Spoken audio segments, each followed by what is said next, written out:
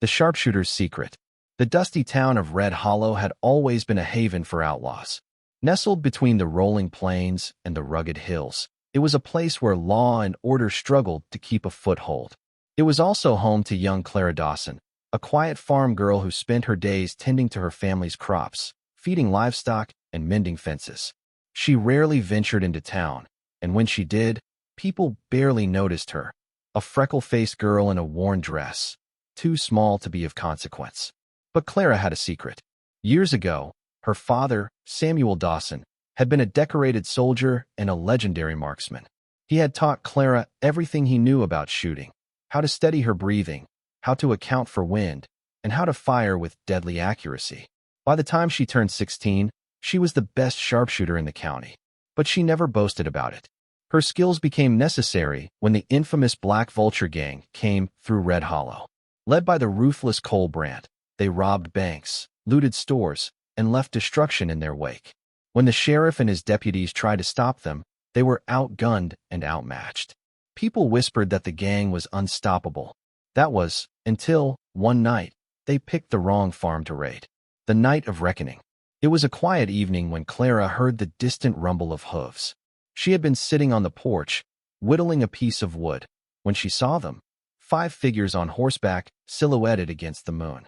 She recognized the gang's insignia, black vultures painted onto their saddlebags.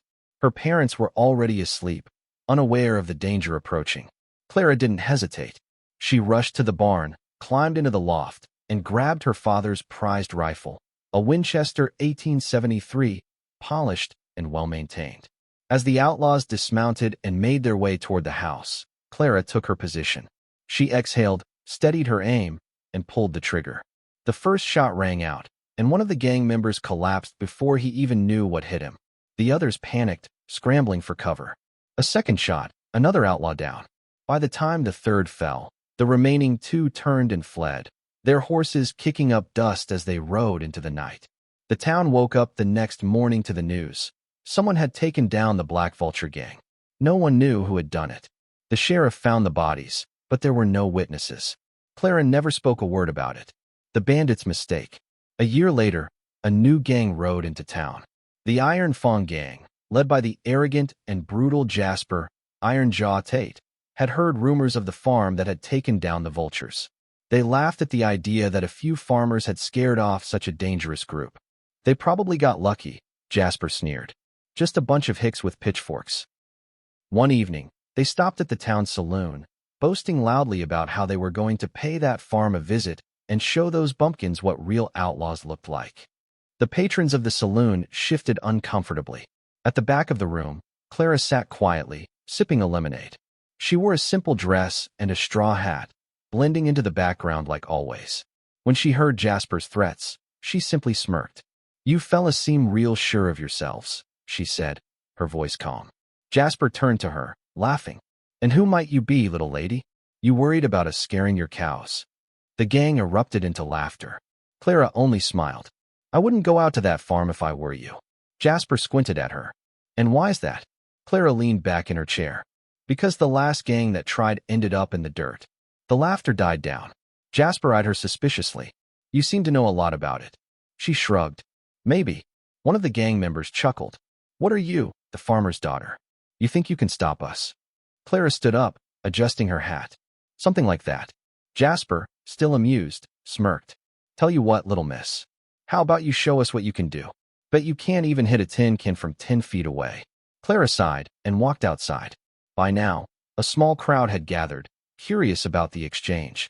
The gang set up a tin can on a barrel, a mere 10 feet away. Clara looked at it and shook her head. "That's too close." She picked up the can, walked another 50 feet, and set it on a fence post. The gang chuckled. Jasper handed her a rusty old revolver. "Try not to embarrass yourself." Clara examined the revolver, sighed, and set it down. Instead, she reached under her coat and pulled out her father's Winchester rifle. The crowd murmured in surprise. Without hesitation, Clara spun the rifle around, aimed, and fired. The tin can exploded into the air. The bandits went silent. Before they could react, Clara shot again, hitting the can before it even touched the ground. Then again. The can never landed. It danced in the air as Clara shot it repeatedly, each bullet hitting its mark with pinpoint accuracy. Finally, when she was satisfied, she let it drop. The entire town was dead silent. Jasper's smirk was gone. His face had turned pale. Who the hell are you? Clara stepped forward, lowering her rifle. She looked him in the eye and smiled. I'm the girl who took down the Black Vulture gang. The gang members stumbled back, muttering in shock. You're bluffing, Jasper said weakly, but there was no confidence in his voice. Clara took another step forward. Try me. Jasper swallowed hard. He looked at his men, then at the rifle in Clara's hands. He saw the way the townsfolk were staring at her, not with surprise, but with respect. They hadn't known before, but now they did. With a growl, Jasper turned on his heel. Mount up, boys. We're leaving. The Iron Fang gang rode out of town that evening, never to return. As they disappeared into the horizon, Clara Dawson simply walked back into the saloon, took her seat, and finished her lemonade. The legend of the Sharpshooter of Red Hollow was no longer a secret, and no outlaw ever dared laugh at her again. The Bounty Hunter's Challenge. News traveled fast in the Wild West, and Clara's legendary display at the saloon sent ripples far beyond Red Hollow. While most outlaws now feared the Sharpshooter of Red Hollow, there were others who saw her as a challenge, a prize to be won. Among them was Silas Kane, a ruthless bounty hunter known for tracking down the most dangerous criminals in the West. He had once hunted down the infamous Franklin brothers, taking them in alive when no lawman dared to. Silas was a towering figure, his face marked by an old bullet wound, his eyes cold and calculating. He had heard the stories. A farm girl who had single-handedly defeated the Black Vulture gang, who had humiliated the Iron Fang gang without breaking a sweat. To Silas, it sounded like a tall tale, a myth exaggerated by small-town folk. And he hated myths. So, one evening, as the sun dipped low over the horizon, Silas rode into Red Hollow with a single purpose: to test the Sharpshooter himself. The duel at sundown. Clara was once again at the saloon, quietly enjoying her drink, when the doors swung open and a hush fell over the room. Silas Kane stepped inside, his long coat dusted from the road, his twin revolvers gleaming under the dim lantern light. The bartender, recognizing him immediately, swallowed hard. Mr. Kane, what brings you to Red Hollow? Silas ignored him, his gaze locking onto Clara. So, you're the famous Sharpshooter, he said, his voice like gravel. Clara glanced up, unimpressed. That's what they say. Silas pulled up a chair and sat across from her, leaning forward. I don't believe in stories. I believe in proof. Clara sighed. And what kind of proof are you looking for? Silas smirked. A duel. The saloon went deathly quiet. People exchanged nervous glances. A duel? Against her?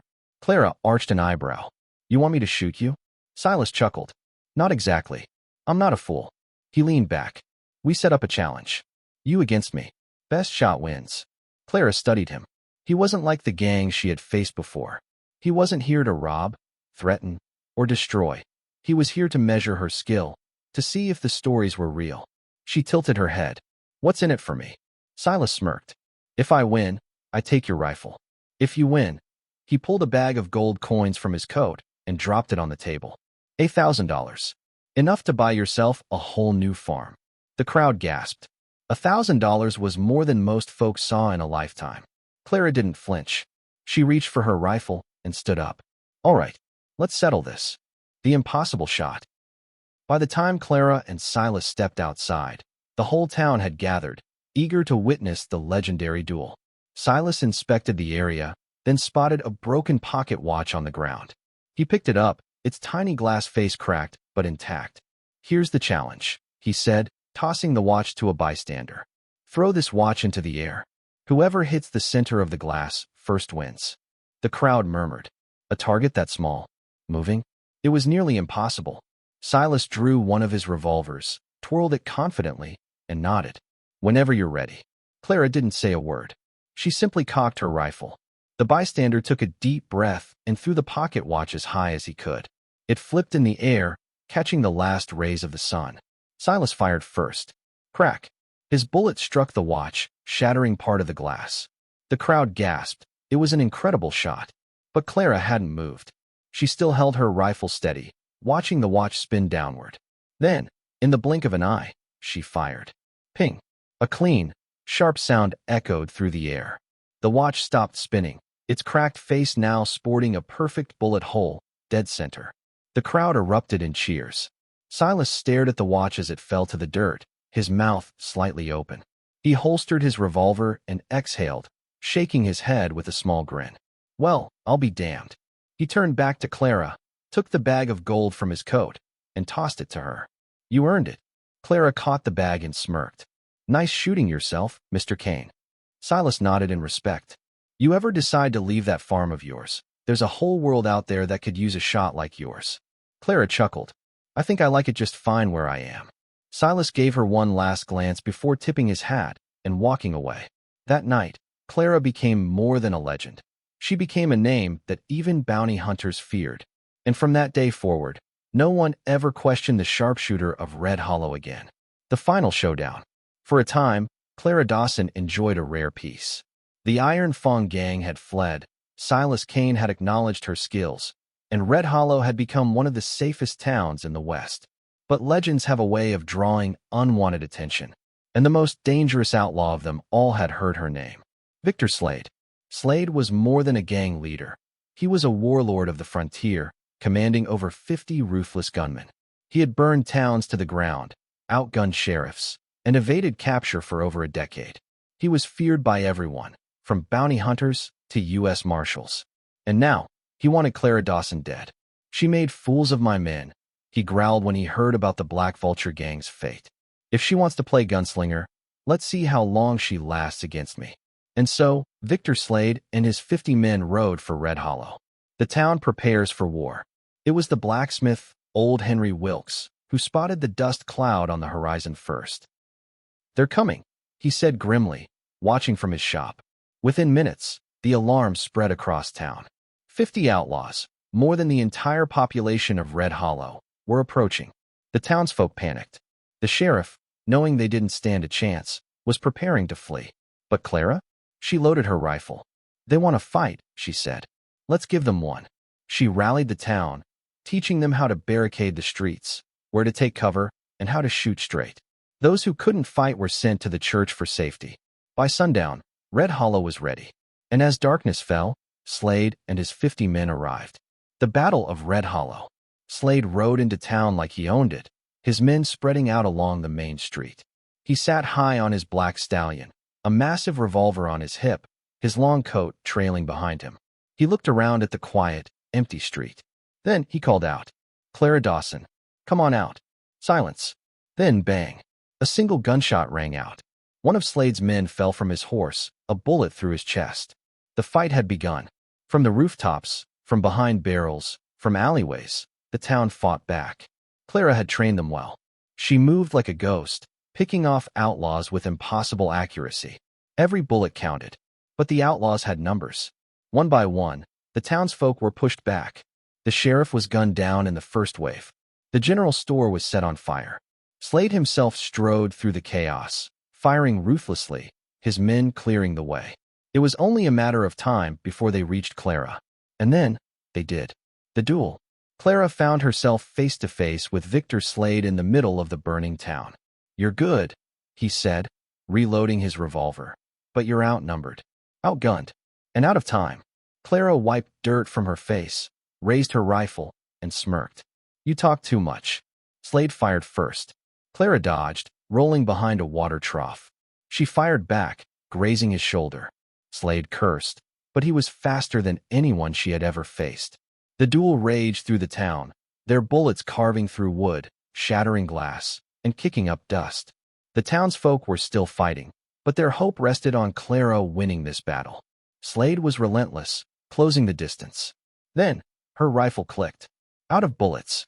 Slade grinned. This is where legends die, he sneered, raising his gun. Clara didn't hesitate. She grabbed the hot barrel of a fallen outlaw's shotgun, swung it like a club, and smashed it into Slade's face. He staggered, blood pouring from his mouth. She didn't give him time to recover. With a swift motion, she yanked his own revolver from his holster and, bang, one shot, straight through the heart. Victor Slade collapsed. His men, seeing their leader fall, panicked and fled. The battle was over. The legend lives on. The next morning, Red Hollow still stood. It was battered, burned, and scarred, but alive.